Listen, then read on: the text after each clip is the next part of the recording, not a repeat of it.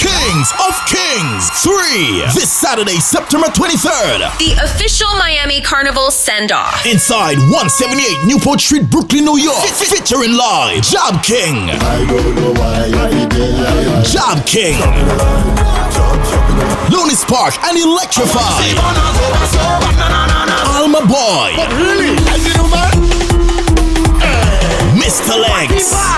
Kush. From St. Vincent, Marlow.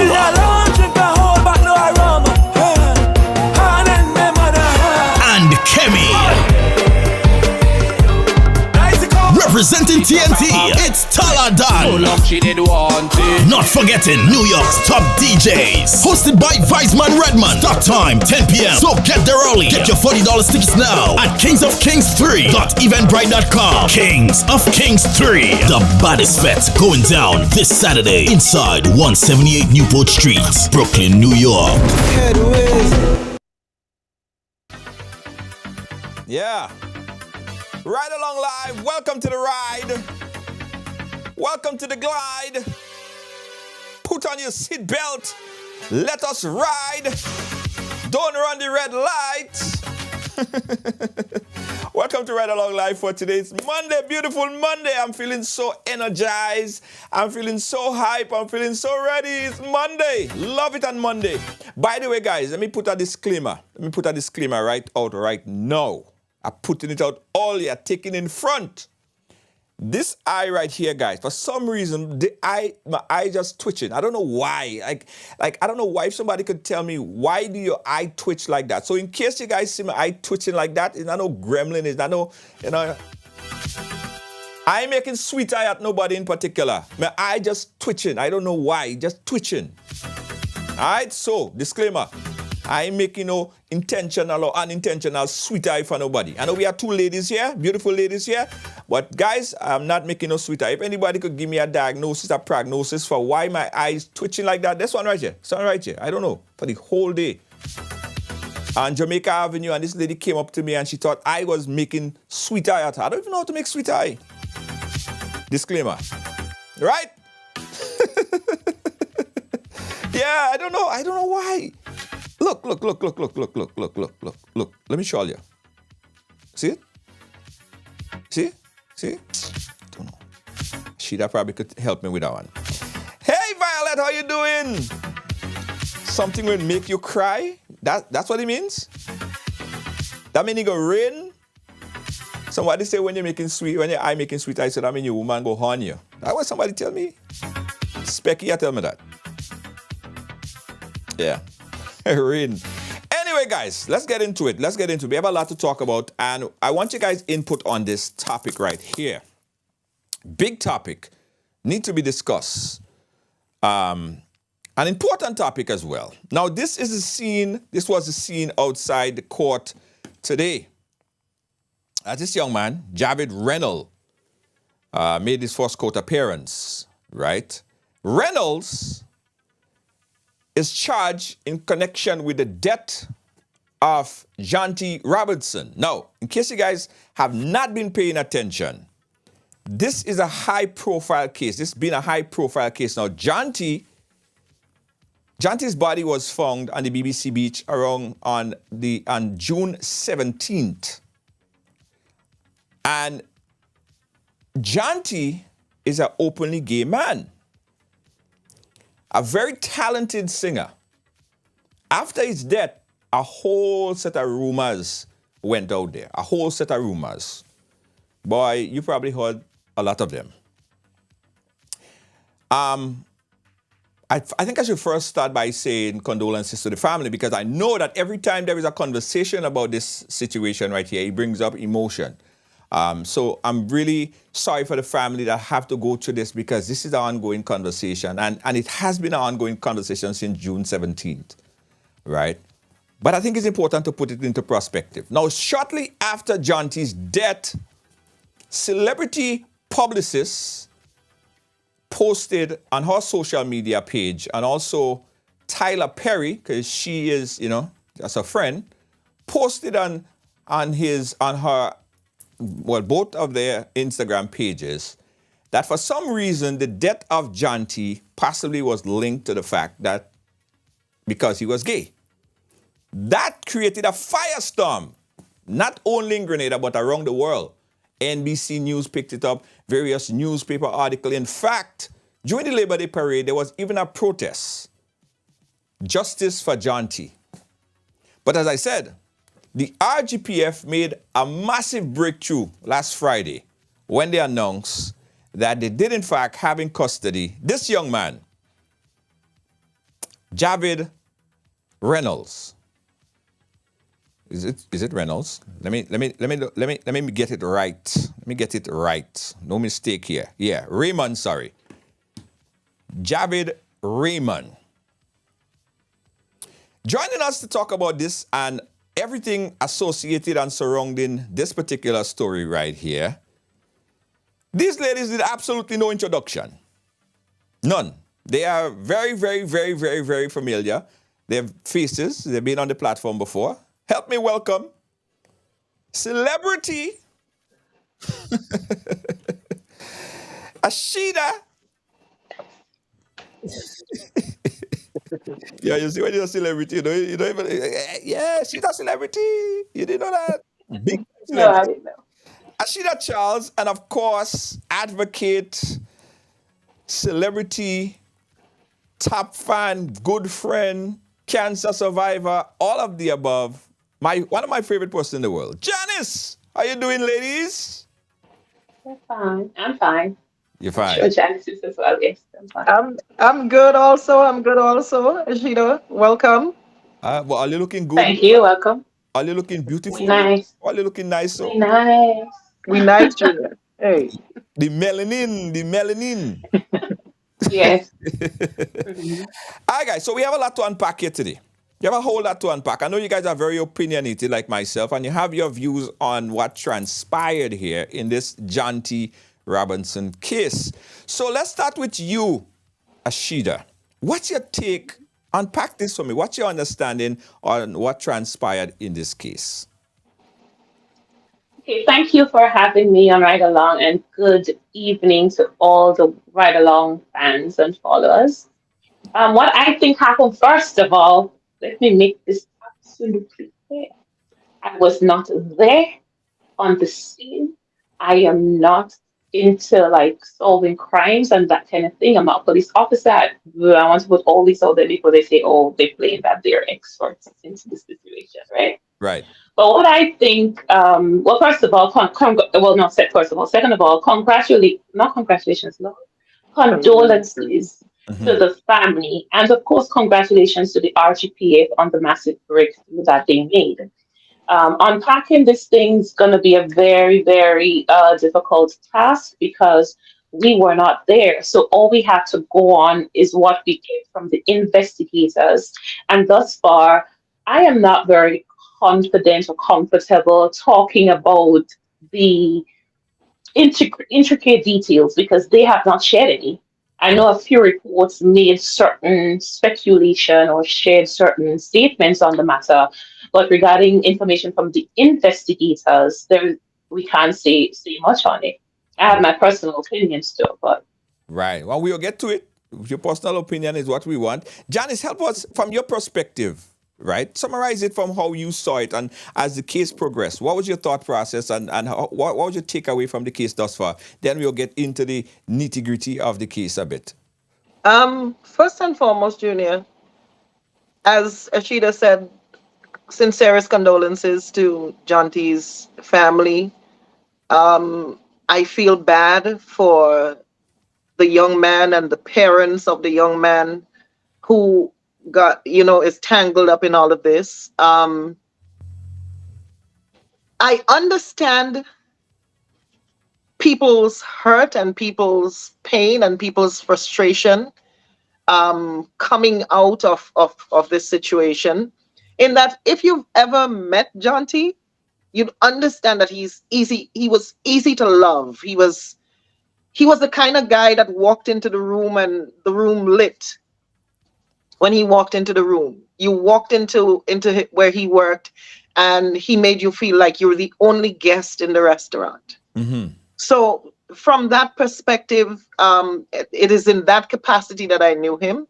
And from that capacity, he was warm, he was welcoming, he was friendly, he was just a beautiful, flamboyant spirit. So I can understand people's frustration and their hurt and persons wanting to leave no stones unturned. I mean, my family back in the day suffered a sudden death. It was an accident. There was no who said, she said. It was like right there in the open. But it was when death hits your family suddenly, Junior, I think it hurts more than if you're sitting by your elderly parent and you're watching their quality of life and you're watching them age and you're watching the end days. I think it's easier.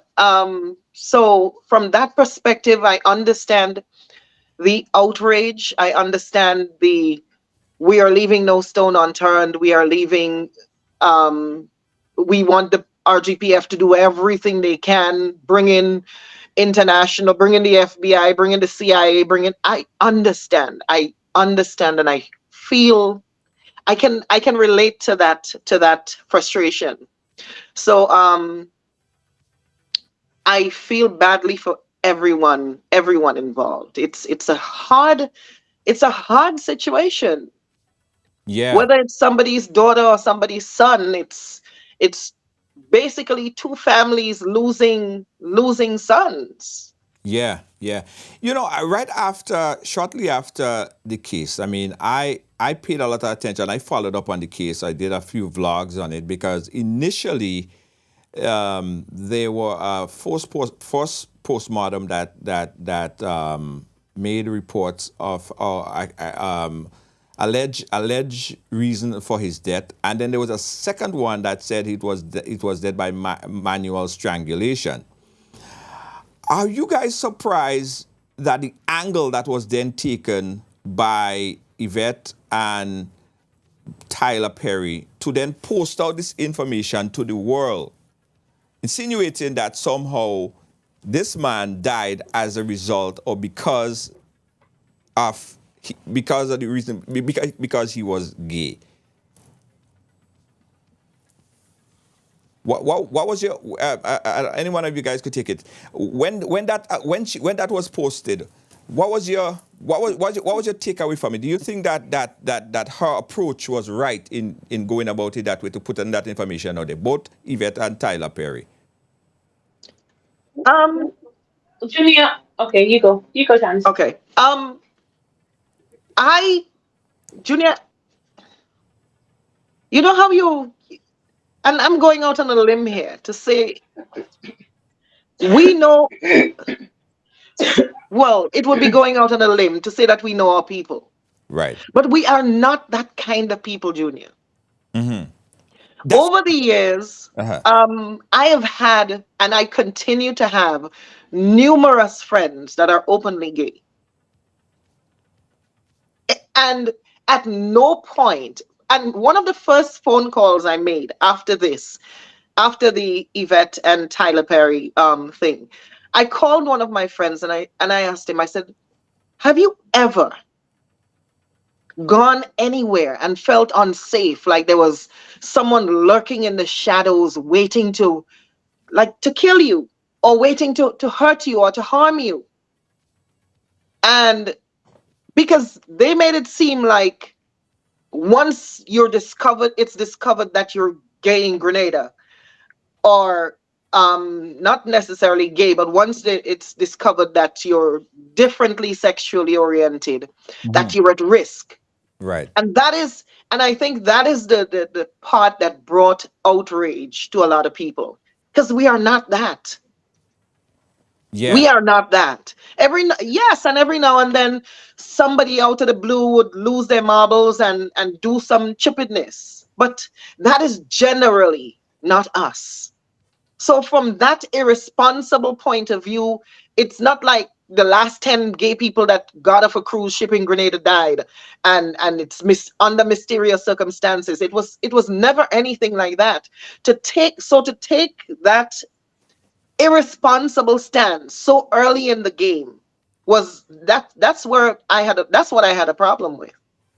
Yeah, a lot of people too, especially following and knowing the fact that Tyler Perry has millions of fans and supporters all over. What was your take on that publication, Asheida?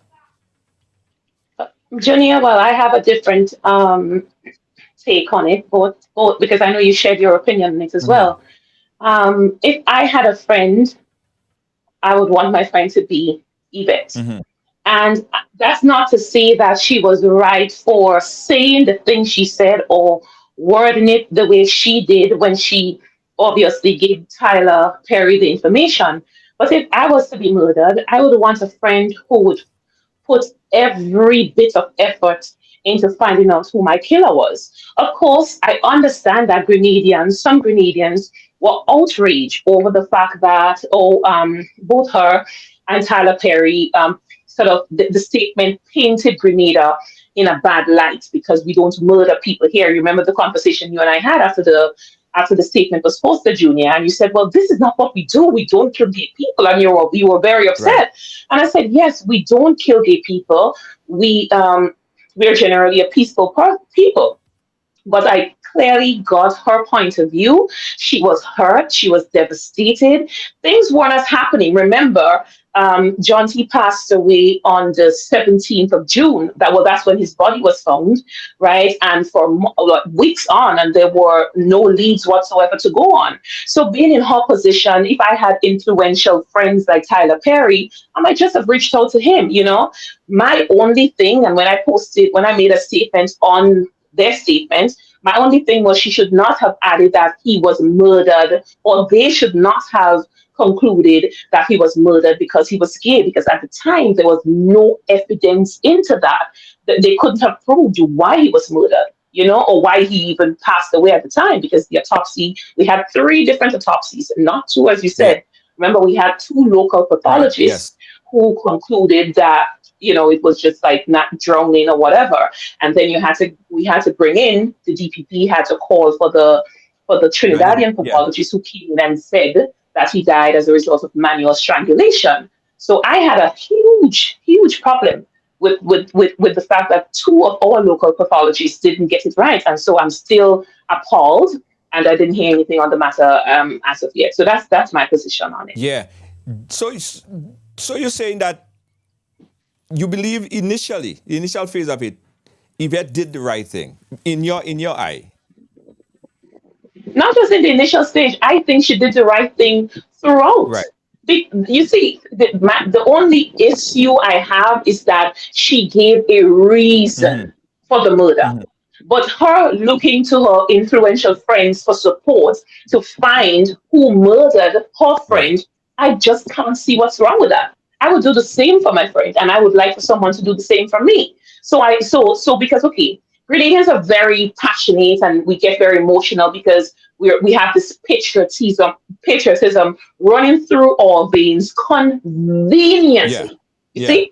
So when this whole thing unfolded, everybody said, oh, that's going to affect tourism. It's going to affect the image and the brand of the country, blah, blah, blah. What about the actual murder Yes. affecting the image and the brand of the country? And remember, I told you that's how I looked at Right. it. The murder to begin with is the problem because that murder would have been added to the murder rates on a Right. whole. And so that could create more alarm than what Tyler Perry did. People might say, well, oh, like you said, Tyler Perry has millions of followers.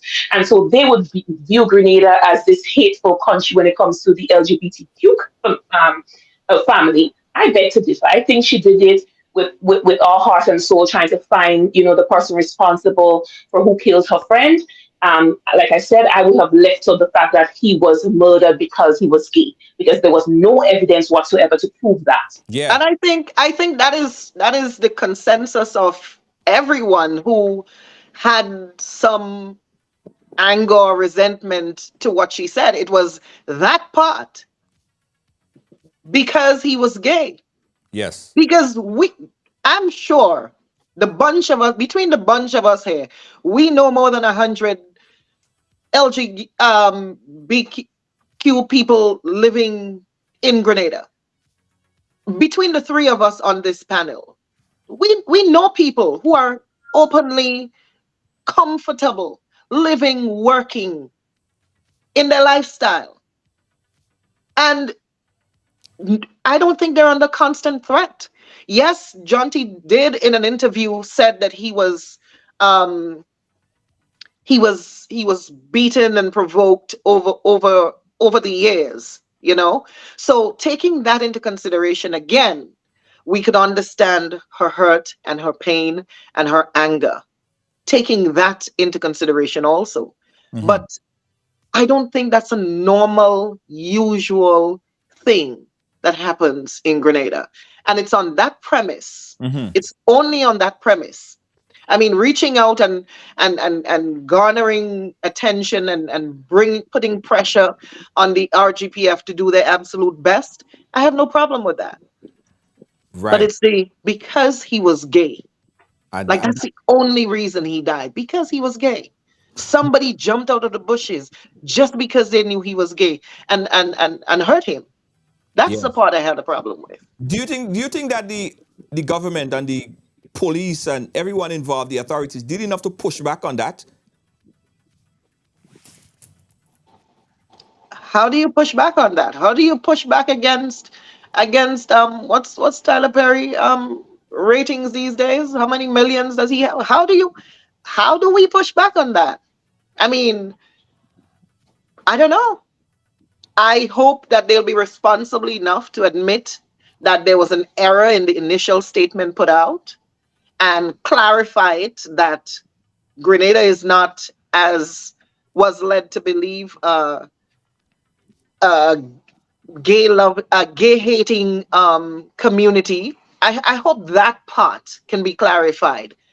I am happy that the RGPF did everything in their power to speed up the investigation, to keep it transparent, to keep it out there. There were briefings, and I liked that, and I hope it doesn't just end with the Jonty case, but it continues for other people whose investigations are going on. I'm hoping that this is a trend that can continue, a regular briefing on where they are with certain investigations. So I think I'm not sure how we can push back, but I hope they're responsible enough to admit to their millions of followers, that that part of the statement was a little off.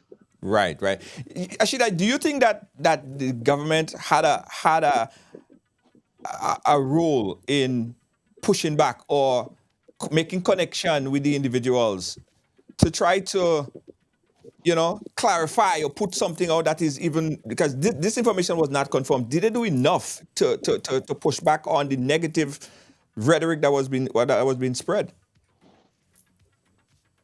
Well, you said negative rhetoric by whom? Negative because Well, probably negative with the rhetoric that was spread, because that simple fact, because he was gay. Do you think the authorities did enough to push back on that?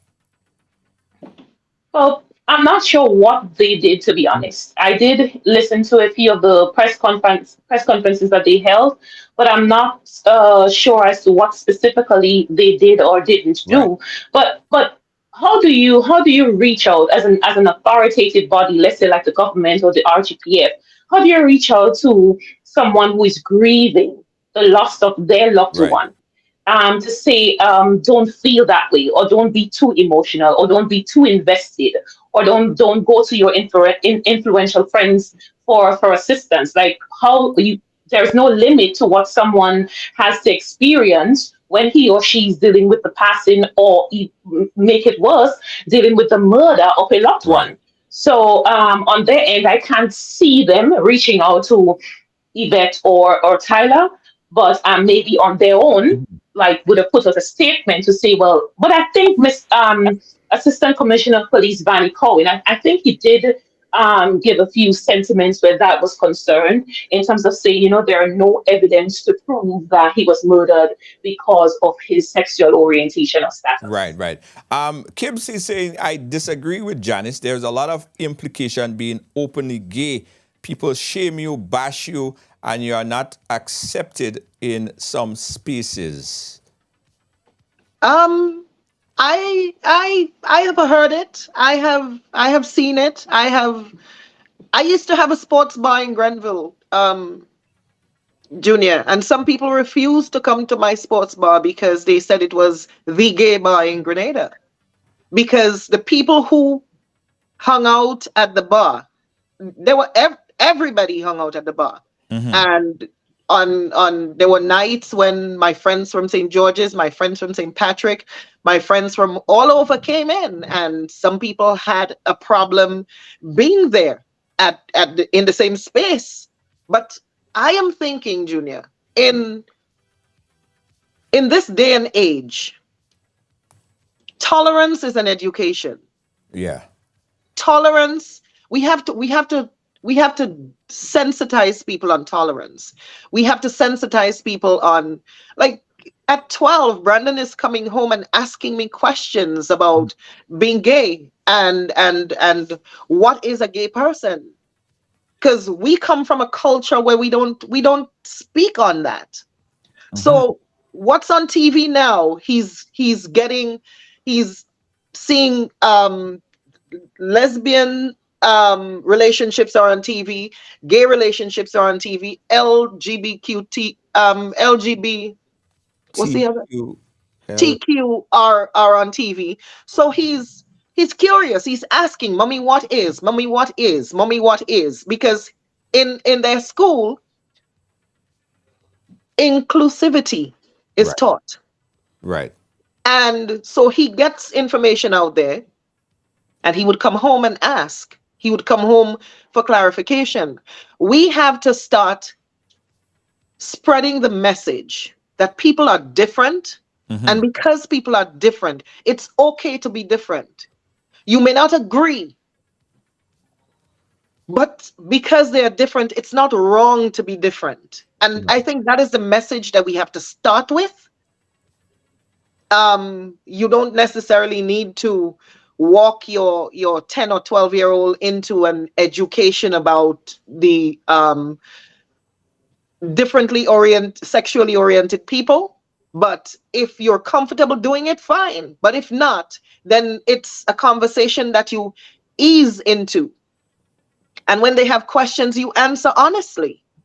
So, yes, I've heard it in Grenada. Yes, I've seen it in Grenada. Grenadians would walk around and hurl like derogatory Yeah. Yeah. at someone who's differently sexually oriented. Yeah. And I'm not sure how much conversation we've ever had with these people. Like, do you stop and ask, why are you coming at me that way? I mean, I'm not sure if that would be confrontational. I'm not sure how that would work out, but I'm just saying, if I choose to do something and you choose not to do it, then that's cool. You stay in your space. Let me do what I do over here. I mean, that should be the general consensus. Right. Right. Some might say that we are talking acceptance, and we are talking about community being more acceptive to the LGBTQ plus community. But then still on the books in Grenada and a couple of the Caribbean islands, it is still illegal on the books. The Bulgari law is on the books. Antigua just got it removed.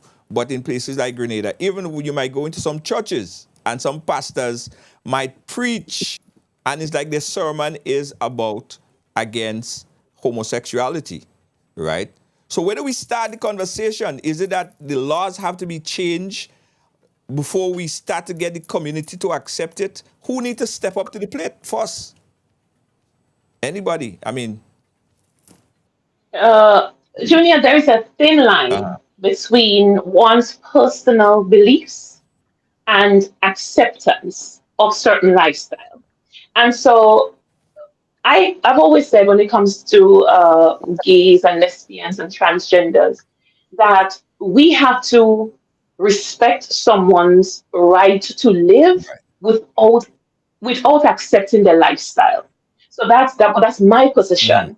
Now, it's a difficult task trying to convince pastors and believers who do not support same-sex unions and marriages and relationships. It's very difficult for someone like, okay, I do, but but what is to say my neighbor should? So there is a very thin line, and I do not support like a general recipe to fix the problem. I think that's unfair to people who do not believe it, and that's why I don't believe it should be taught in schools, because you may have children there whose parents are Christians, right? That's not to say Christians are not part of the movement, the LGBTQ movement, but you may have children attending school and their parents are Christians, so they do not support that. But you don't have to be a Christian to not support. I'm just saying. And you go to school and you're taught about homosexuality, and so we have to be able to draw lines with it.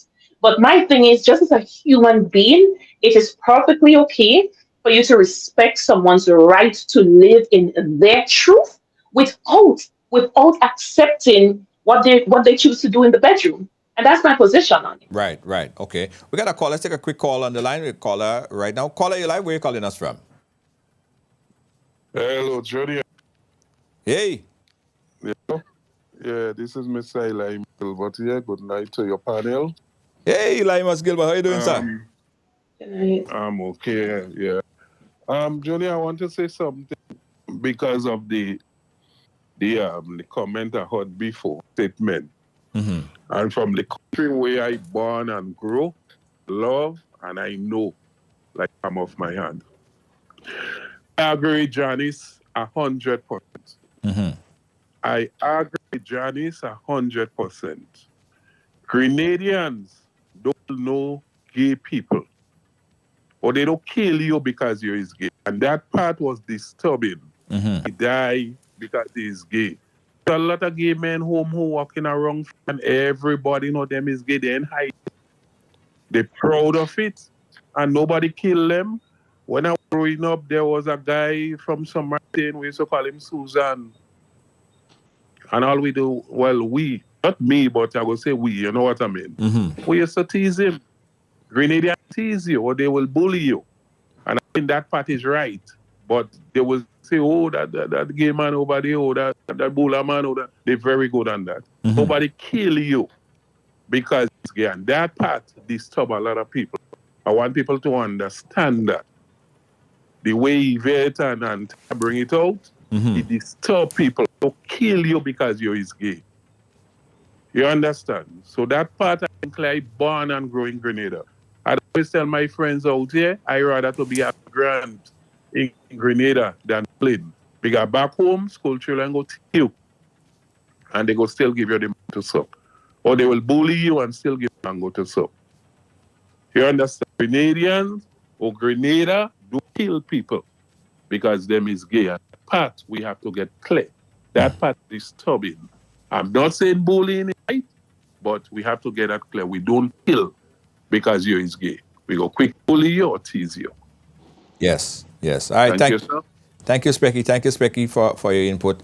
And that I know to be a fact. Now, I could mention his name because I think that, it's I think I have permission to do so. Kirk Sitahal is someone that everyone, know very well, very good friend. And I called him and I asked him that very same question. And he said to me, no, he feels safe as an opening game and walking around Grenada. And a few other people that I asked. So to your point, Janice, and to Specky's point, it's not the type of society that would say that they would kill you just because you are gay. So again, that is the fact. And I want people to get it out there. And I hope that they stamp this into wherever and understand that Grenada is not that kind of society, not that kind of place.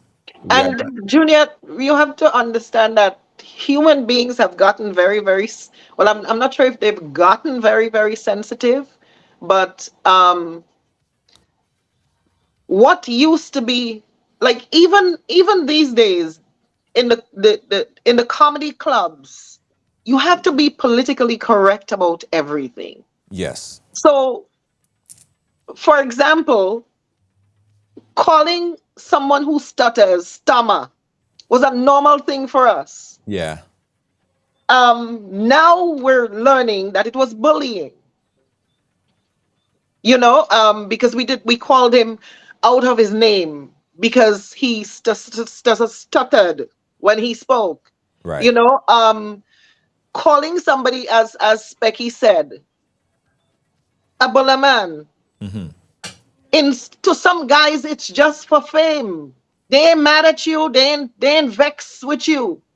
But they just feel they're among their friends and they could make you feel small because they know something about you. And Right. and I have to admit that as Grenadians, we're insensitive like that. It's not a good thing. It shouldn't be condoned because we have to accept and respect people's feelings and take people's feelings into consideration when we say and do things. But I think that's something that we can work on as a nation. We have everybody in Grenada have a nickname. Yeah. Some are derogatory as hell. Mm-hmm. But to us, like the other day I met a guy on Clarkson and 54th, and everybody calling him foul. So I asked him, I said, why a big man like you? Uh-huh. Everybody calling you foul. He said, girl, I ain't shame. When I was little, everybody getting there straight on their little girlfriend. I don't have no girlfriend, so I'm foul. So, I mean, and I'm not making light of the situation. Right. But I'm just saying that sometimes, and now, like a grown man in America, like quite here, leave Grenada years ago, quite here, and they're still calling him foul. Yeah, that's true. Some nicknames never go away. Some nicknames never go away, and I mean, it doesn't make it right, and it's in some circles bullying. It is probably bullying. I'm not sure. But the little pet names, nicknames that we grew up with from childhood to now, and some of it is very, very derogatory. Yeah. We go circle back over to the Jonty case, but I got a call on the line, next call on the line. Caller, you live, where you calling us from? Yes, Junior, good night and good night to your panel. I'm calling all the way from Tobago. Tobago, go ahead. I'm an avid listener of your program. Yes. Now, Junior, you know what I understand with this whole situation? As Yvette said, we have to respect other people's choice and whatnot, right? I have no problem with respecting that. But you know what I have a problem with? Mm-hmm. If you make a choice to be a lesbian or a homo, don't bring it in the school to my child and force it down their throat. I have a problem with that. If you want to go out and do all the women you want to do, that's your prerogative, not mine. But you see the mere fact when you cross the line to bring it into the school, to cloud our children's mind, I have a major problem with that. All right? And I'm not going to stand here and defend this. This is wrong in the sight of God. A whole city was destroyed because of this behavior. And I know many times, you know what we tend to do? We tend to overlook these things and say, no, everybody have a choice. Yes, they have a choice. But it's also a spirit that would destroy your nation and everything in it as well. All right? So I find this thing now where they want to introduce this, because in Trinidad and Tobago, they have the books in the bookstore selling for the kids. I don't know if it's reaching Grenada as yet, but here in Trinidad, you can go in the bookstore where they have books telling you about this transgender and all this kind of stuff. You understand? So that's a major problem, basically. When you cloud the minds of the kids, then we have a bigger problem than the LGBT. Right. I'm listening. But okay, caller, you raise an important question right there. I want the panel to chime in on this. By having a subject or conversation in a classroom or in school, does that essentially, or would that essentially lead to a child turning gay? I guess. I mean, none of us probably did the statistical study, but just from a layman's perspective, do you think that it would lead a child or a person or individual to want to be gay or to turn gay if they are not, or if they are, that's not something that interests them? Well, I think if the goal is to create awareness that there are different sexual orientation, and so it's wise for the children to have that information. But if the objective is to groom children into that, then we have another situation. So it depends. Like I said, Junior, is a very thin line when it comes to these things, and so it's important that if it's gonna be done, it has to be done in a respectful manner to all children. You're not saying that, hey, you could be gay or you should be gay or become a homosexual, or though you were born male, it's okay to identify as a female. But you could instead say to them, listen, there are people who are born males, but they now identify as females, and this is why, and so on. And then you have same-sex marriages. Just explain so that they know. Because when you travel, when you leave Grenada, when you travel abroad, you see that. You see men and men holding hands. You see them showing affection. They're kissing on the train. They're kissing everywhere. And they dress in feminine clothes. And so if you have your children with you and they did not have that awareness, then you have to explain it to them. So if that is being taught in school, my hope is that it will be taught on the basis of awareness only, and not on the premise of grooming children to get into that lifestyle. I don't think it will be fair to them and their parents. Yeah. If the latter was done, that is. Janice, hold your thoughts for a quick second. I got another caller on the line holding for a little bit. Caller, live, where you calling us from? I think the caller hung up. So Janice, you could go ahead. I just went to look for something, Junior, but I don't know what I did with it. To again, as the caller alluded to and Asheida said, a very, very thin line. Because there was one day Brandon came home with a sweater from school. They gave sweaters to all of the children. Brandon, you found it? I sent him to look for it. Hopefully he can find it. Okay. And it's a sweater I chose. He's never worn it since that day. Right. But he came home.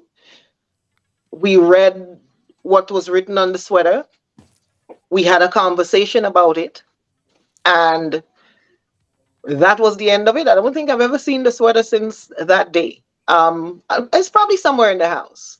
I'm hopeful. I'll find it in a few minutes and show it to you. But you see, Junior, the world is changing. And we cannot continue to sit in a cocoon and pretend that life is not happening outside of our circle. There are some conversations I prefer my child to get from me. Right.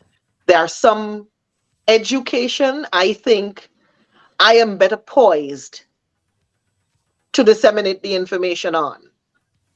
If we're talking sexuality, I don't think a gay teacher in school should be my child's first point of contact when it comes to sex education or sexuality. Mm-hmm. No, I just want, hold on. Thank you, honey. So All right. This hair. Uh-huh. Brandon came home wearing this sweater. They gave all of the children. It's back to front and our end. Oh, Uh, it's back.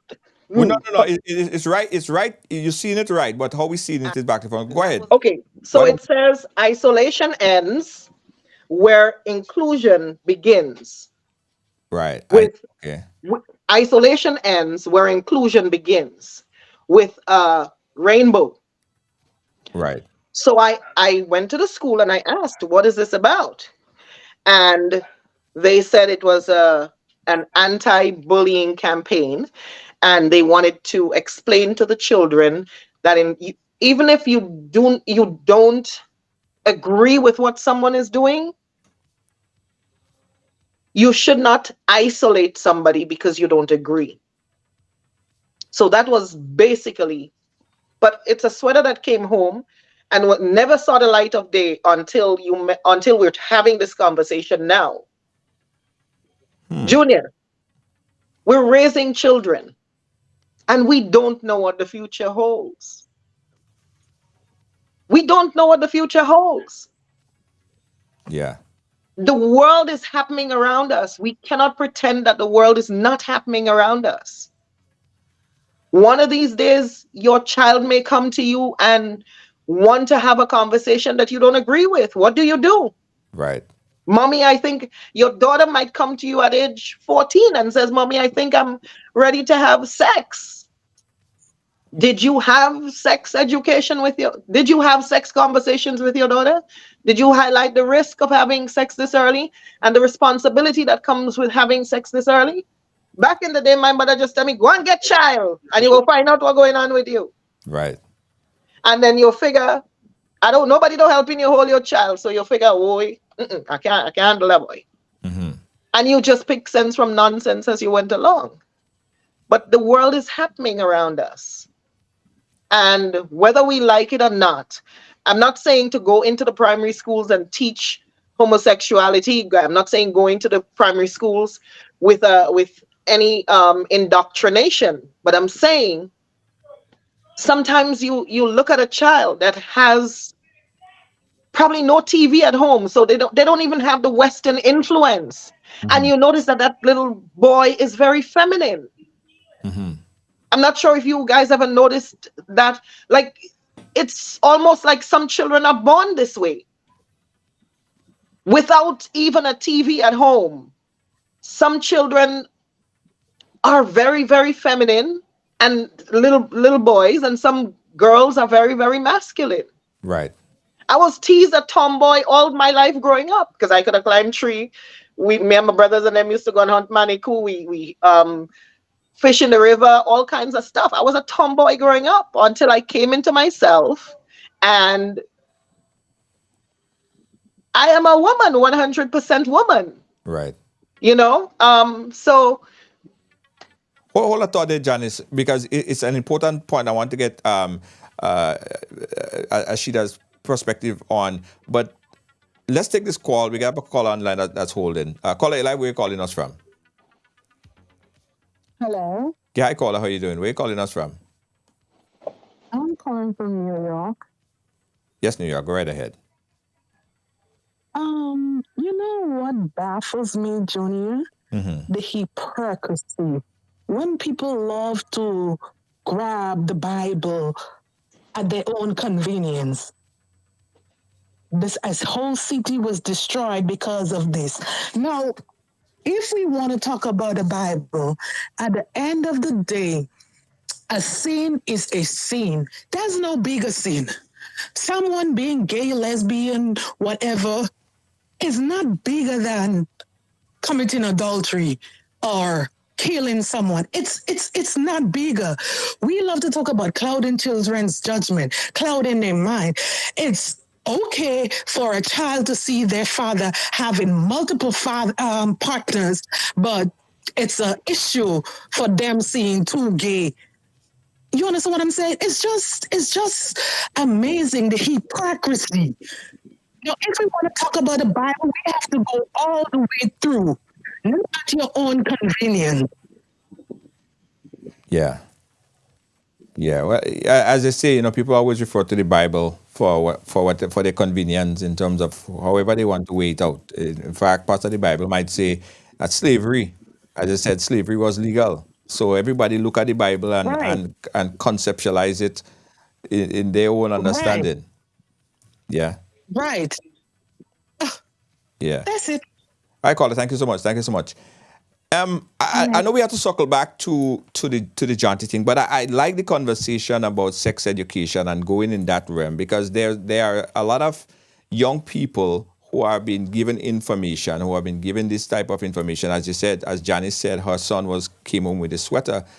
Asheida, sex education, should it include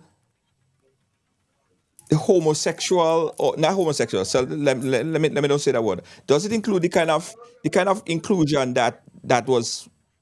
Should it include the kind of inclusion that was put on Janice's son's sweater to go home? Should that be included in the conversation at all when you're talking sex education? Like I said before, Junior, it depends on what the objective Right. is. If the objective is to create awareness that there are different sexual orientations and that you have people, though they're born male, they identify as female, that's okay because we want our children to be knowledgeable in every aspect of the world as possible. But if the objective is to groom Right. children, that's where I have a problem because I believe, like, it's perfectly okay for adults to make decision and decide, okay, I want to be with another man as a man, or I want to be with another woman as a woman when they're adults. But I do not believe that children should be groomed into that particular lifestyle. And I want to add a point. The caller mentioned the word hypocrisy and how we are, and I do believe that we are a bunch of hypocrites sometimes. And here's why. Now, people may say, okay, this is where we're going with the world, and the children should be taught these things and know these things, and we should be accepting and so on and so forth, right? Now, the Grenadian parents, right, who have children, or like myself, I'm an aunt to many nephews. I want to know, like, how many of us are prepared right now if we have a son who we named John, and John comes home to us and say, "Mommy, I don't feel like John anymore. I want to be Julie." How accepting do you think a Grenadian parent would be of that? So sometimes it really boils down to your beliefs as an individual and how you want to raise your children. Yes, your children will grow and become adults and they will go out in the world and make their own decisions regarding everything from politics to religion, every single aspect of life. But I just don't see how we as a nation, right? Because there are like 30 to 33 United Nations member state countries where homosexuality is legal. So same-sex marriage is legal, right? But we are not on that list. Grenada is not on that list. And I don't think we would be anytime soon. And so the level of acceptance that many people are calling for, we have to be very mindful and careful because I'm sure we may find it laughable to look at our neighbor's son who wears nail polish and dresses like a girl and so, but when it reaches into your own home, you'll be singing a different song. And that to me, I like to rationalize everything from all different angles. And I'm saying respect, yes, awareness, yes, but the level of acceptance, we cannot push that level of acceptance down the throats of everyone. It just wouldn't work. Yeah. I think. Yes. Yes. Yes. I mean, I agree. Yeah. I think if someone doesn't agree with someone's lifestyle, these are two grown folks and they go their separate ways. I agree. I don't think anybody should force anybody to accept their lifestyle. That is a whole different kettle of fish. I mean, that's a whole different kettle of fish. Right. Yeah. And it goes both ways, you know. It goes both ways. I think it goes both ways because they are very influential people in the community. We wouldn't say that they will sway the minds of the kids left or right, but I think that if it have to be taught, if the information have to be put out there is not grooming the kids or trying to get the kids to be A or B, just if it's just information. But it have to be at a certain age. They have to be assessed, and you have to be at a certain age. But I want to swing back a little bit. I want to go back a little bit because we started with the Jonty thing, and I don't want to lose track of that. It's important. Now, Friday, the RGPF announced that an individual was in police custody, right? And that information was released, and it sort of, after that, there was some information that was released subsequently that sort of changed the whole dynamics of what was posted initially. I want you guys to check out this post. It was by WPG10. Check this out and let's talk about it. Check this out. While the Grenada police give little details about the arrest of the man, we are learning that he's claiming that the death of Jonty Robinson was accidental from what is referred to as a chokeout engagement between the two that went too far. Sources close to the investigation say the man, who is now likely to face charges that could be slapped on him over the weekend, claimed he panicked, disposing of a lifeless Robinson and fleeing the scene. The man reportedly told investigators soon after his detention that the incident happened during a sexual act, but that he was too ashamed to ask for help from people close to the area. Police officers went back to the area late on Friday, moments after the official police announcement about the man in custody. All right, sorry for making such a hard about turn. I just look at the time and I realized we are up at 7:05 p.m. Were you guys shocked about the person that was named in this particular allegation? Asheida, I saw your video. You had a lot to say. Were you shocked by the person that was named? I was shocked because I was hoping that in my discussions, because I had different discussions with people, I was hoping that it would have been like someone who was openly gay, So it shocked me to learn that that individual did not or does not identify as an openly gay man, and that creates a lot of concern in my mind because we have too many men who are on the low in that particular lifestyle, and then again it ties back into everything we would have discussed, in terms of education and awareness and so on and acceptance, But I am in shock, and let me tell you something, Junior. This is an absolutely flabbergasted situation in this country where we have too many men pretending to be straight, but that's what they're doing on the back burners. Yeah. Janice, were you shocked by the individual named in these allegations? I don't know the young man, so I can't say the person, as in the who, impacted me. I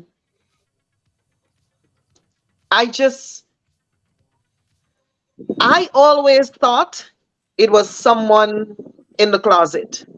Mm-hmm. I unlike Asheida, I did not think it was another openly gay person. In fact, there were assumptions flying up and down the west coast, east coast, south and north of the island that it's a person that doesn't want to be known, doesn't want to be involved publicly in that kind of lifestyle. I don't know anything about the young man. Yeah. I just feel bad. It's a sad situation, Junior. Yeah. Two young men, two lost young men.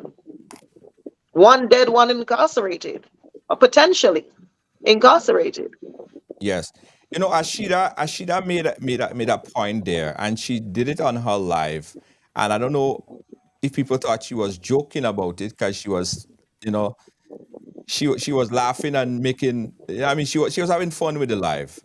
But she made some very important points, Asheida, and you said it here today, that now for women it's even hard. It's harder because you might see someone a guy that you may not even think, the person might even make posts on social media that is bad talking or throwing word for people in the LGBT community.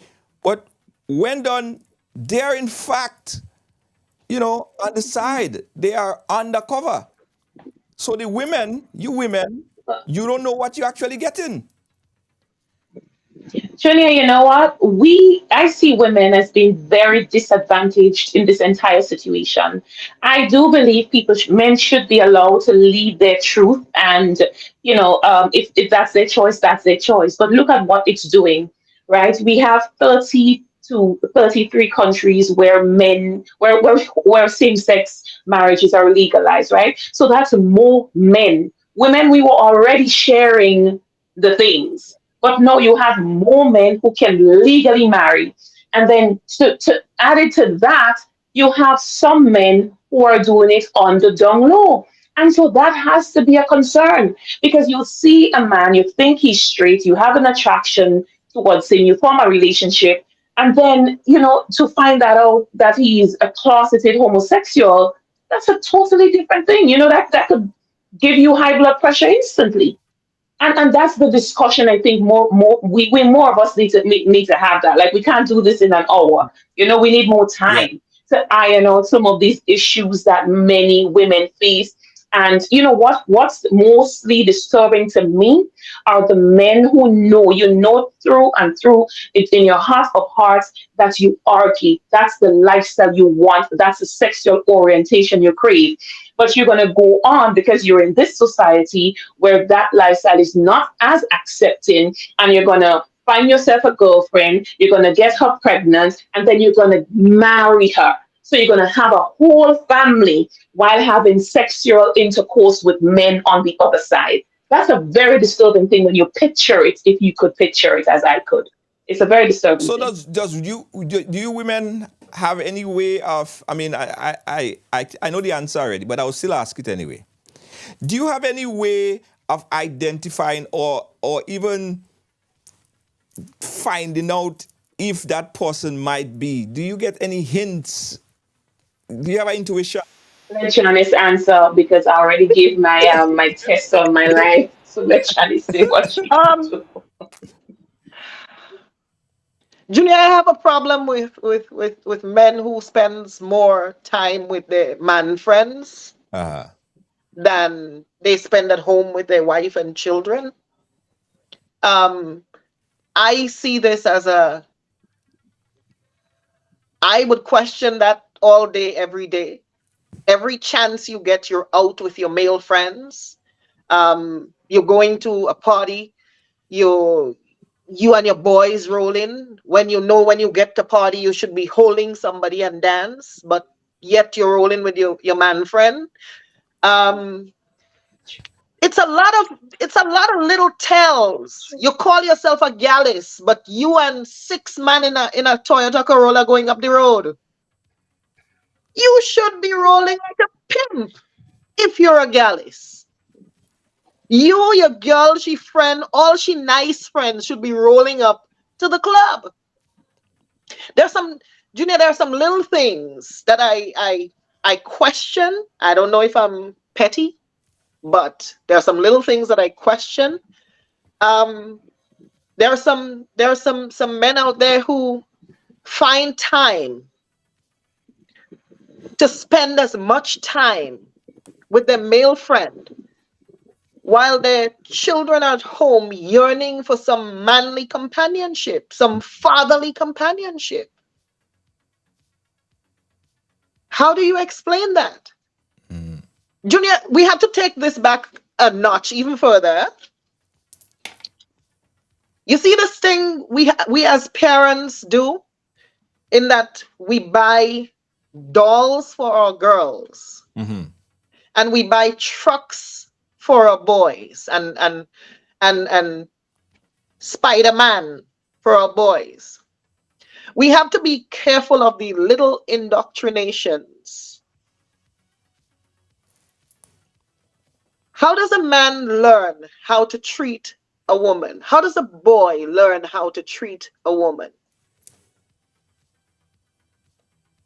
What? Are we telling our daughters from the very first toy we bought them, you're supposed to grow up and make babies and braid hair and change diapers? Is that all we're telling our? I mean, I'm just thinking out loud here. And then when Saturday reach and Sunday reach and he spends all day polishing his little car, changing the wheels, checking the brakes, but he has not gone inside to hug his girlfriend or his wife and say, baby, I love you, I got you. But he's outside all weekend that he gets from work under the hood of a car. We have to teach humanity to our sons and our daughters. We have to teach affection. We have to teach love. So I look for little things. I don't like man that like too much man friend. I have a problem with that. Personally, I don't know how Asheida feels about that, but my boy can't have more boyfriends than me. Right. Yeah. I agree. Right. Now, I agree with that. Yeah, I agree with that. Yes, but Junior, let me add a point here, please.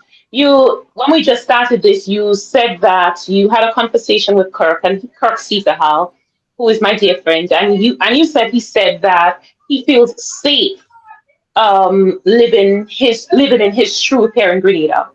So with that said, the camera on me proper. I want to send a message to all the men doing it on the down low. It is safe for you to come out in the open and do your business and live your truth. Stop this down low thing where you want to have a boyfriend or have boyfriends and pretend you want to be with a woman.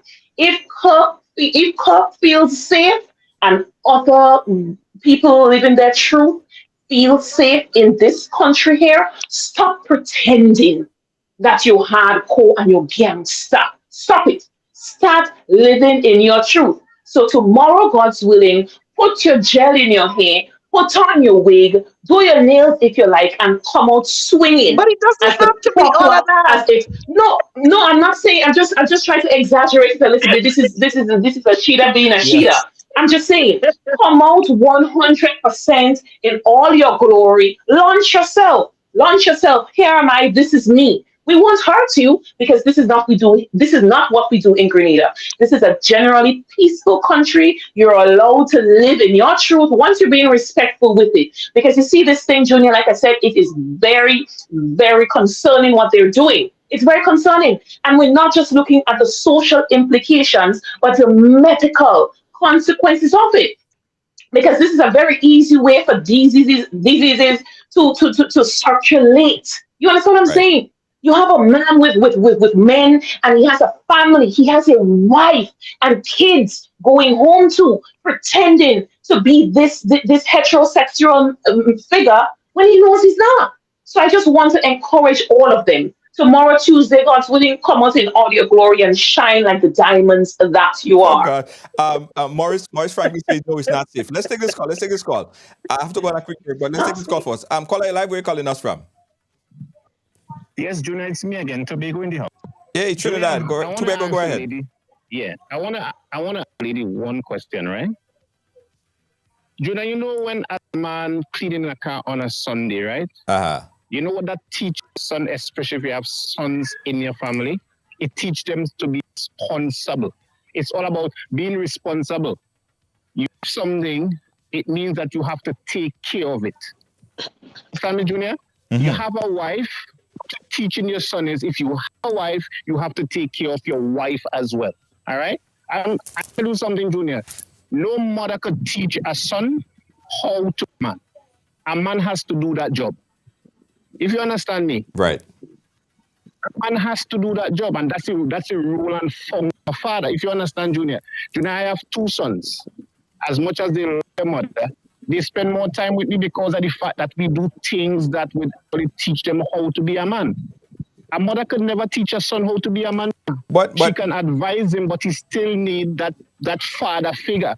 In the defense do of, whatever is I know we necessary have to two women become. on the panel. I know we have two women on the panel, but in defense of some women, there are a lot of women that are single parent that raise boy children and they come out just fine. So it don't mean that because it's a single parent, Junior, which is the mother. A woman could still not teach male how to be a male. You still need the father figure. Yes, they can be a single and do what is required as a mother, but there's a big difference when there's a father around. You understand me, Junior? They know And defending my point here, caller, aspect. defending my point here. I would rather my son and my daughter sees their father helping prepare meals, washing dishes, helping to set the table, sitting down as a family, than him spending all weekend outside with grease under his fingernails. And so let me ask you another question. If the grease is a fingernail is what keeping the family together, which one would you prefer? No, boss, I'm not talking about your job as a mechanic, I am not talking about your job as a mechanic. In all fairness to you, go out there, do your mechanic job, and hold down the family. But when it comes to family time, you cannot be under the mango tree under a Toyota Corolla all weekend. With this segregation of duties, how do we teach oneness? How do we teach affection? You see, we have to let the children see mommy hugging daddy and kissing on the cheek while she cooking or making juice. Yes, and this is where the parental comes in, because when you have a family, you bond together as a family. All right. The role of the father and the mother basically to show love and affection so that the kids would understand basically, well, mommy and daddy showing this affection to each other. And what it does, it teaches them the same thing. All right. I always say some of the problems that we have in the world is based on parents are not what they're supposed to do, meaning training their child in the way in which they shall grow, and they wouldn't depart from the training that you give them. You understand me? And I always say many of the problems happens now is because we as parents drop the mantle and we allow our kids and everything to do as they please rather than being parents and the kids being kids. It's like the kids being the parent and the parent being the kids. So we always stray away from the teaching that a parent's supposed to put out there. And Junior, again as me said, let them come up with. Let me give you a story about a guy that happened in Tobago, right? Mm-hmm. There was this guy who was in Tobago, right? Yes. And he was caught on tape having sex with another guy. You know what happened? Because of the shame and disgrace from one of his child, you know what he did? He hung himself. You understand me? So this is what I'm saying. Basically, this thing could create much more problem for a lot of people who could not actually handle that situation at the same time, Junior. Right. And the other daughter who was in school couldn't go back to school because of the shame and disgrace. If you understand me. Mm-hmm. So as I said, if they want to do their business, that's their business. They're adults, they can do it, whatever. But I have a problem when you want to bring it into the actual community and force it down other people's throat who doesn't believe in it. That's my take on it. Look on and listening. Thank you so much, Tobago. We appreciate your input. Guys, we got to take a quick commercial break. When we come back, we get some closing words on the way forward for this case, Jonty Robinson. We'll be right back. Don't move. Now, get ready to conquer the road with Zion Driving Instructors, conveniently located at 1782 Flatbush Avenue in Brooklyn, New York. We are your ticket to driving success. We are known for and specialize in the best rates for driving classes, ensuring you reach your driving goals affordably and efficiently. Our expert instructors offer personalized one-on-one training, making you a confident and skilled driver. Plus, we offer convenient 5-hour classes and various packages deal to give you even more value. Ready to take the wheel? Call us today at 718-374-5678. That's 718-374-5678. Or visit ZionDrivingInstructors.com. That's ZionDrivingInstructors.com. Zion Driving Instructors, your journey to the open road starts here. I want you folks to play these 3 games from the NLA. Daily pick 3 cash flow and play with. You will be supporting sports and culture, nation building and our future. So go out and play, folks, make it a must. You will see what the National Lottery is doing for us. When you play pick 3 cash flow and play with, the NLA will support you all the way. Starting September 30th, Monday to Friday, these 3 games will be drawn mid-morning, 9:45 a.m., midday, 12:45 p.m., and evenings, 7:45 p.m. The National Lotteries, supporting sports, culture, and nation building. Sunday money day. Yeah, guys, this conversation is conversation that we should have more often, because you get people's input, and I like to get input from the audience, panel discussion, so we can have a broader understanding, right, from a global perspective. We got another call on the line. Let's get this last caller, and then we go to final closing words from our panelists. Caller live, where are you calling us from? I'm calling from Brooklyn. Brooklyn, New York. Go right ahead. And what I would like to say is that I've listened to some of the things. For example, I listened to your panelists. I listened to Janice, and I listened to the other young lady. Asheida. Now, Grenada Grenada is a value-based society, whether we have it written or otherwise. Right. And some of those values that I call them the alphabet people. By the way, I have a daughter that's gay. So Okay. I'm talking from personal experience, okay? Okay. And I call them the alphabet people because they constantly add things to their statuses.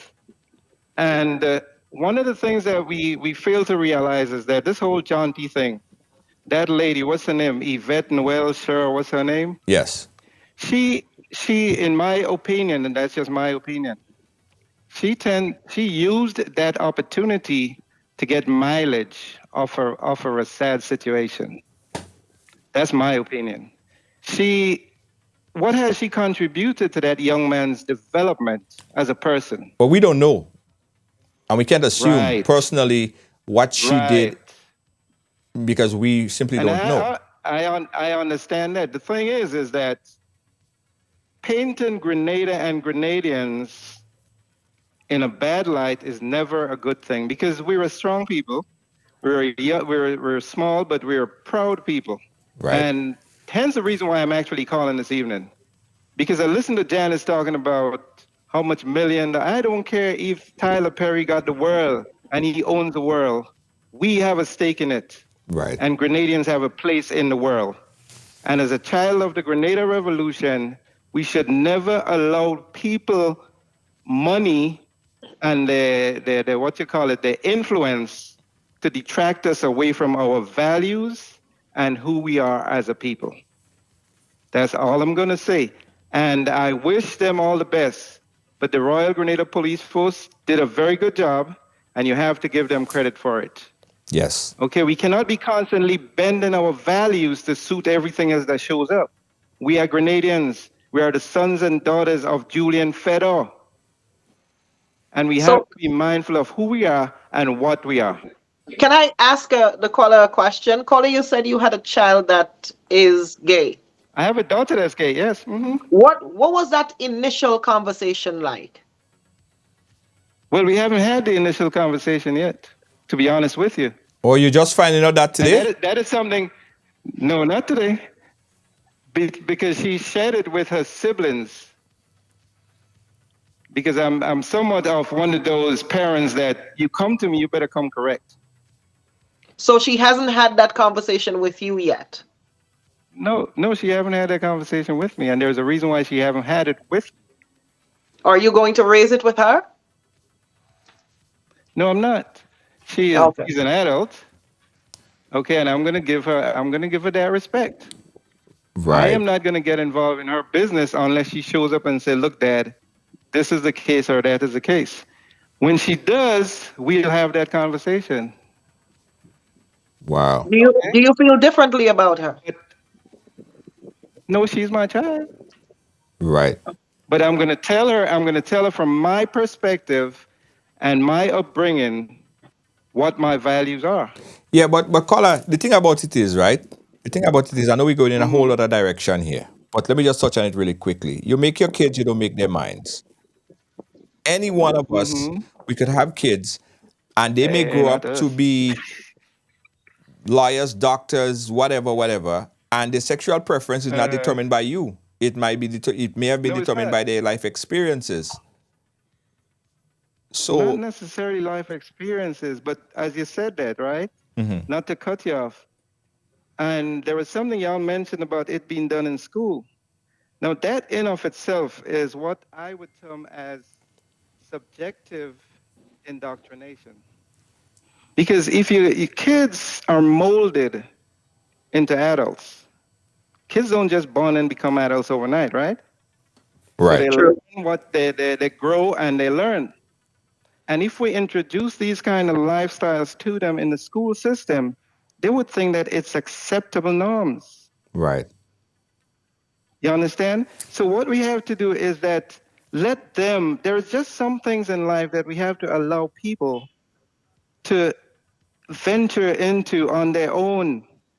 We should not force it on them. We're not living in some kind of dystopian society. Yes. People have rights and let them learn things, but introducing it, especially in the Caribbean. There are some places in the Caribbean where it is hard for people to survive as alphabet people, LGBT, whatever the case is. It is hard for them to survive, but not Grenada. That's the bottom line.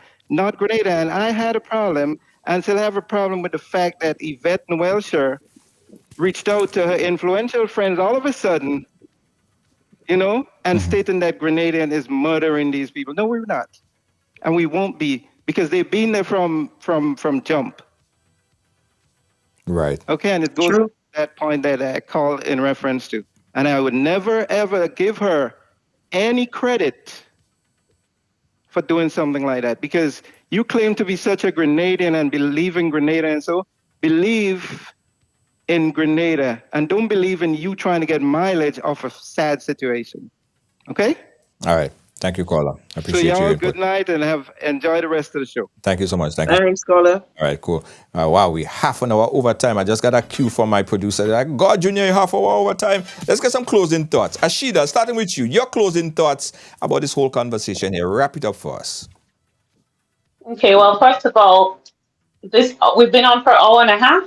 We didn't really stick to topic. That's one of the things that I must point out. I apologize. We did not. We moved up and down and went in different circles, so we didn't really address the topic as we should have. Yes. So I apologize to the audience who were expecting us to stick with topic, but we did touch on some very imperative points. Yes. Now, all I have to say is I do extend my sympathy to Jonty's family and his friends, and of course, I hope that you guys would see some justice from this, knowing that we have a murder accused in custody.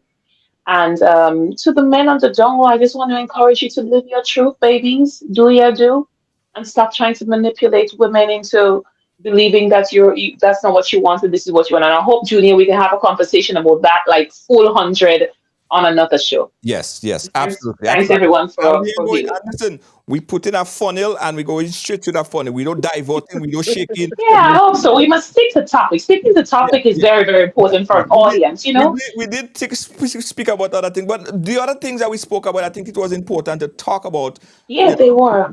As a holistic. They were, but we deviated too far, I think. Janice, your closing thoughts.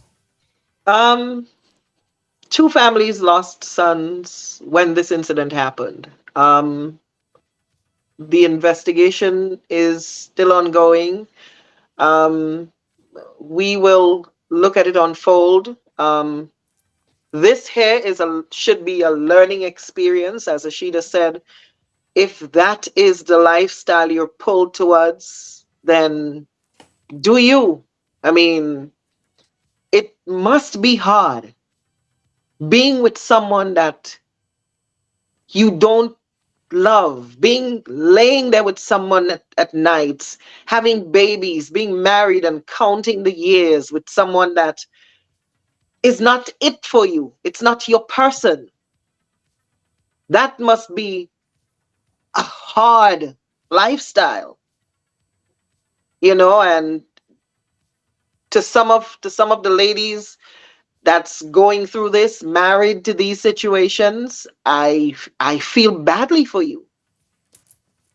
But sometimes we have to open our eyes and see what's going on around us. Sometimes when you see it, when a person tells you who they are, a lot of times it's the truth. Yeah. When a person shows you who they are, a lot of times it's the truth. If you have this nagging feeling, ask.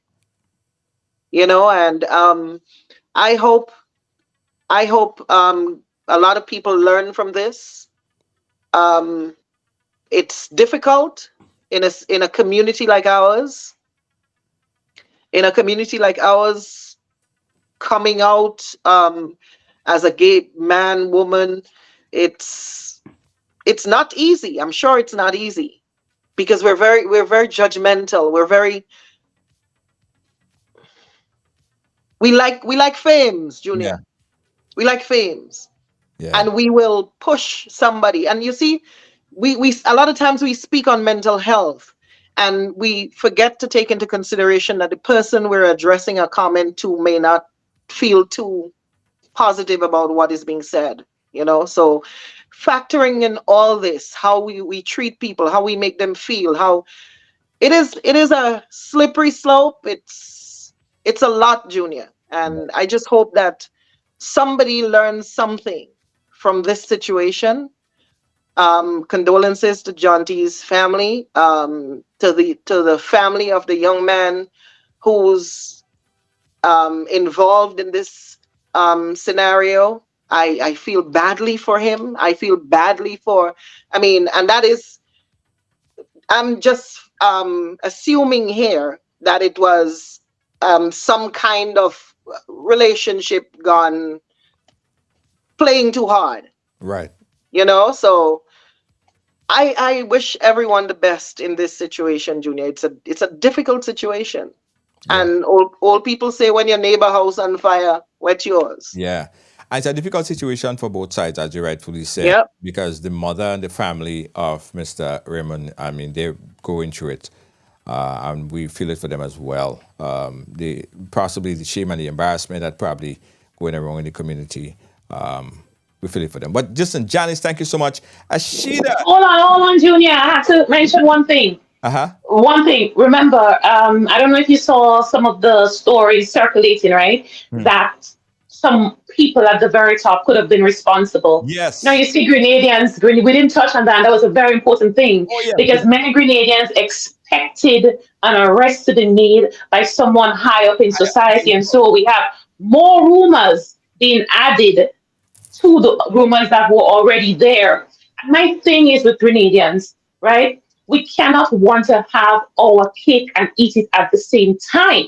Many people were calling for an arrest to be made in this case. And when an arrest was made, when the police and the investigative team were satisfied that they had the right person, of course, who is innocent until proven guilty, then y'all switched the narrative and brought out some more rumors. I'm saying sometimes we must learn to apply common sense when we speak and when we think. Because if the police were not happy or were not comfortable that they had sufficient evidence to pick up the person that they did, they wouldn't have, I think, right? We have to give the Royal Grenada Police Force the benefit of the doubt, thinking that what they're doing is the right thing.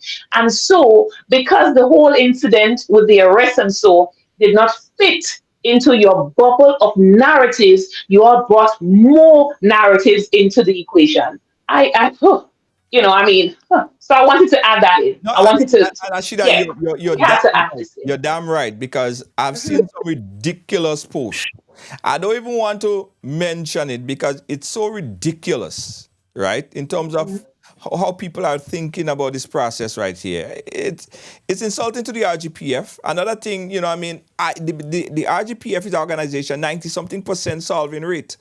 And the other thing that we didn't talk about again, they was called to bring in the FBI and the Scotland Yard to investigate this. But ignoring that our local RGPF have been solving all this crime for so long, and they have the ability to do so. They've been doing it for so long. Junior, we can't keep a secret in Grenada. If I know something about Asheida, as soon as Asheida turns she back, I'm going to tell you. Well, I just get secret and all the time. I have files. Actually, I didn't show you. I didn't show you. No. I didn't show you your files.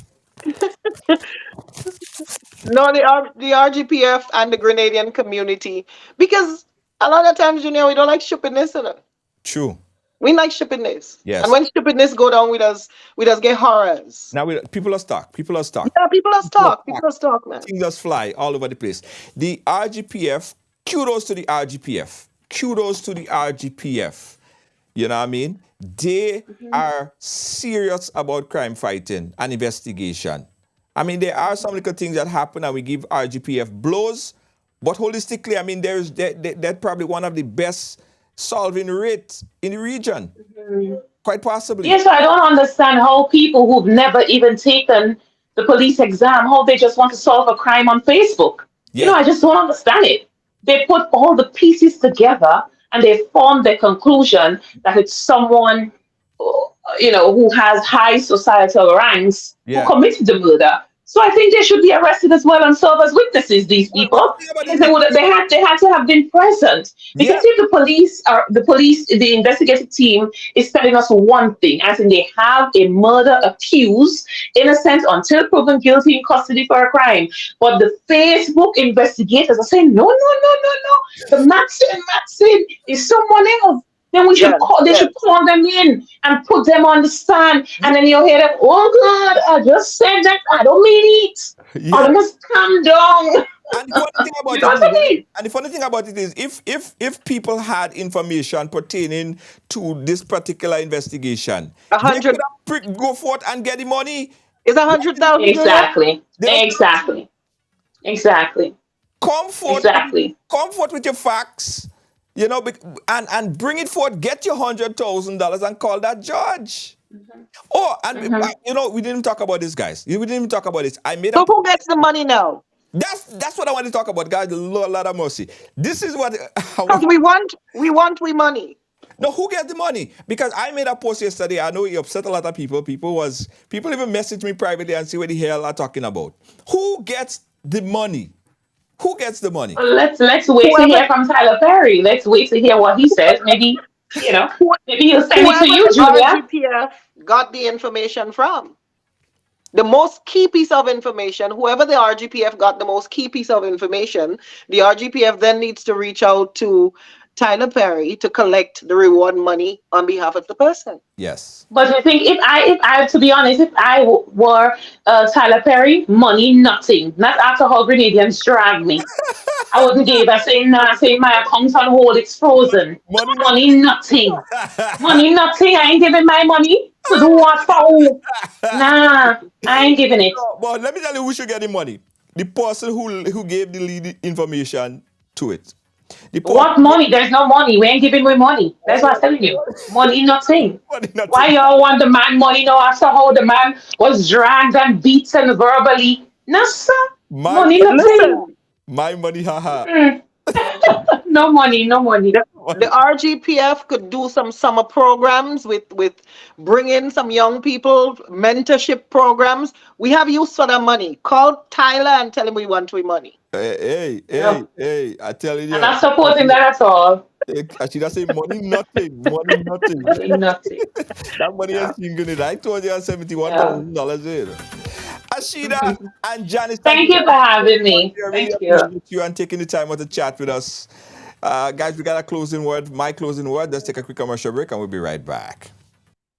Now, get ready to conquer the road with Zion Driving Instructors, conveniently located at 1782 Flatbush Avenue in Brooklyn, New York. We are your ticket to driving success. We are known for and specialize in the best rates for driving classes, ensuring you reach your driving goals affordably and efficiently. Our expert instructors offer personalized one-on-one training, making you a confident and skilled driver. Plus, we offer convenient 5-hour classes and various packages deal to give you even more value. Ready to take the wheel? Call us today at 718-374-5678. That's 718-374-5678. Or visit ZionDrivingInstructors.com. That's ZionDrivingInstructors.com. Zion Driving Instructors, your journey to the open road starts. Kings of Kings 3 this Saturday, September 23rd. The official Miami Carnival send-off. Inside 178 Newport Street, Brooklyn, New York. Featuring live Job King, Job King, Lunis Park and Electrify, Alma Boy, Mr. Legs, Kush, from St. Vincent, Marlo,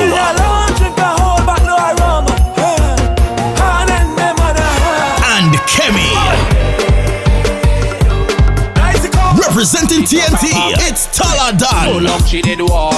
Not forgetting New York's top DJs. Hosted by Viceman Redman. Start time 10 p.m. So get there early. Get your $40 tickets now at kingsofkings3.eventbrite.com. Kings of Kings 3. The baddest fest going down this Saturday inside 178 Newport Street, Brooklyn, New York. The Ministry of Tourism and Economic Development and the Grenada Tourism Authority extend a warm welcome to visitors and returning nationals visiting for Carnival and summer vacation. We do hope you enjoy your stay with us, and we invite you to return with friends and family to celebrate our 50th anniversary of independence on 7th February 2024. Tourism is my business, your business, our business. All right, guys, thank you for watching. Thank you for being a part of our program today. We appreciate you so much. Guys, listen, kudos to the RGPF. Yes, I know sometimes I give all your fire. Sometimes I give all your fire. Sometimes I talk about all your, I say things about all your, because sometimes I have to say things because sometimes everything don't right? And so that made the RGPF better. I don't know. But the RGPF showed and continue to show the quality that they're made of. Seriously, the RGPF is solving crime. Probably other islands is going to call investigators from Grenada, like America might call the RGPF to solve some crime in Brooklyn. You never know, because there's a lot of crime unsolved, right? But the RGPF said one thing. In fact, Mr. Vanny Cohen said one thing, which is very important. Very important. I believe him. He said solving crime have to do with the community and the way how you connect with the community. So if someone came in from wherever as Scotland Yard, FBI or whatever, they have to be able to investigate that crime, especially after the crime has already been committed.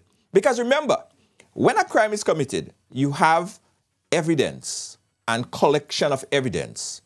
Now, after a day or two, that evidence would be tampered with. That crime scene would be tampered with. Now, if that crime scene is tampered with, it don't matter where you're from, it don't matter what agency you're from, it would be virtually impossible to determine the crime if the crime scene is tampered.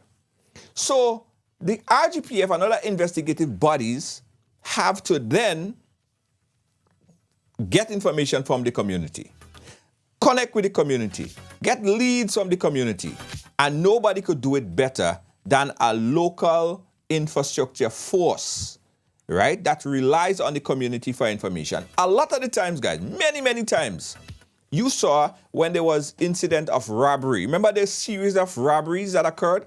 Robbery after robbery after robbery. Every Monday morning was a robbery. And we work closely with the RGPF. And the first robbery that occurred, first or second robbery that occurred, we were able to help them get information. And we posted that information because the RGPF sent us that information quickly through the wire. We put that message out. And somebody messaged our producers and said that they saw this individual someplace in Grenville. And that information was shared with law enforcement, and law enforcement was able to solve the crime, right? So people always feed in information, and that is what you have. The RGPF is very good in terms of community infrastructure and getting the word out quickly. Remember the incident that happened when the guy, I think there was a robbery, but they said after it wasn't a robbery, but they thought it was a robbery.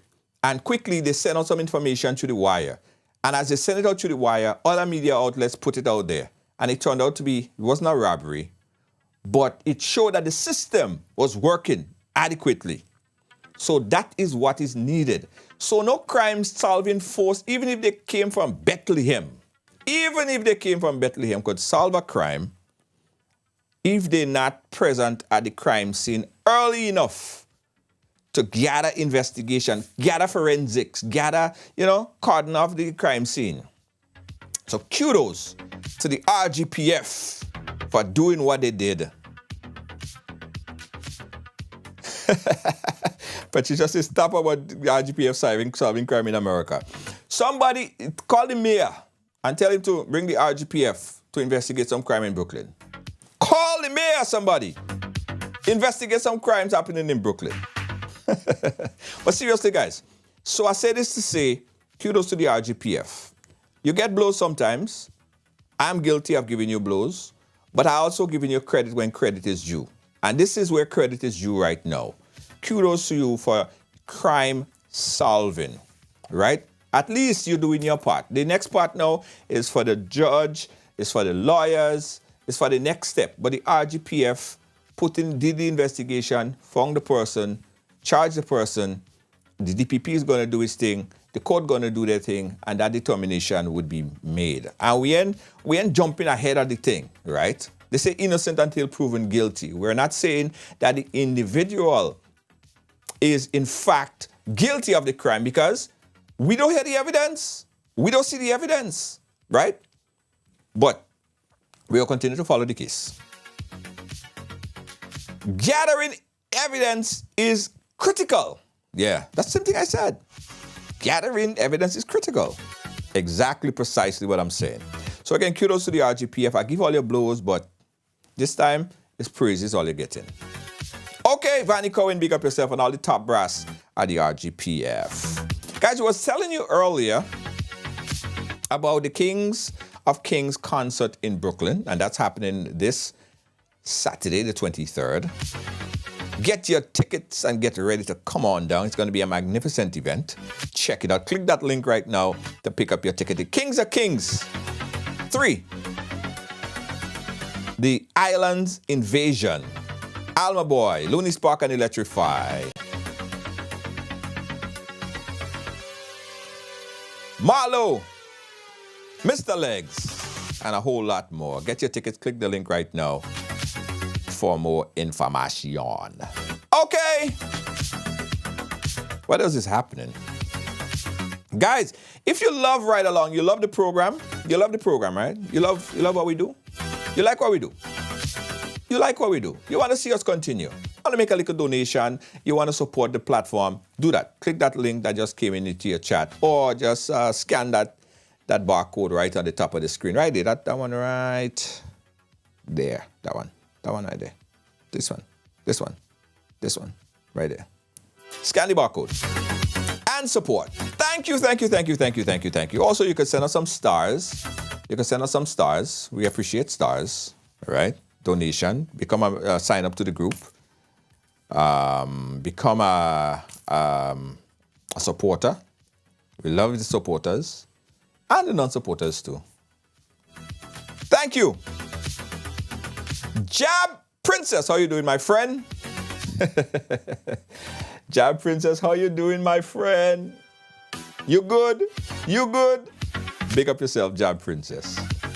Montreal Posse, big up yourself. New York, Canada, and the rest of the Caribbean. We appreciate you everywhere, everyone. Good night, everybody. On behalf of all of our production team here, our moderators, Gibbs, how you doing over there in London, in the UK? Lois JJ, how you doing? I bet you're sleeping. Yeah, no, you're not sleeping. You're my timekeeper. Oh, yes. How could I forget our trivia winner? Guys, so every Friday we have trivia. And last Friday we had a trivia winner. And she is known as the Trivia Queen. Right? She won. Where's her name? Let me pull up her name. She won. Where was trivia winner? I miss trivia, boy. We miss trivia. Keeps what's your name again?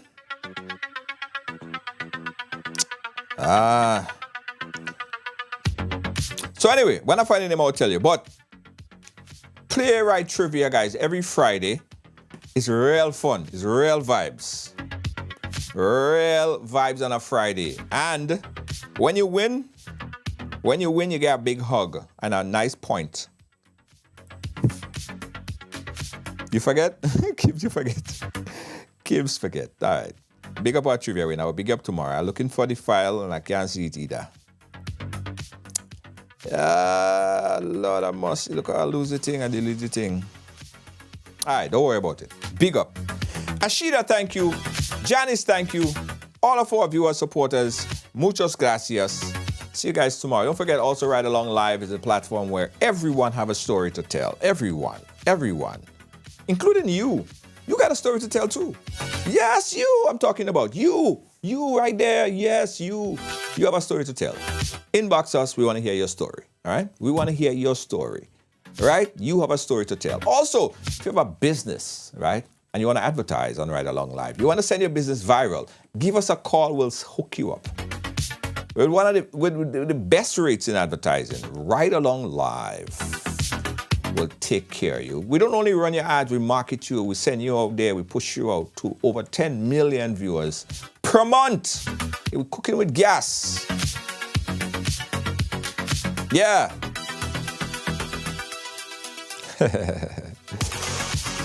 Good night, everybody.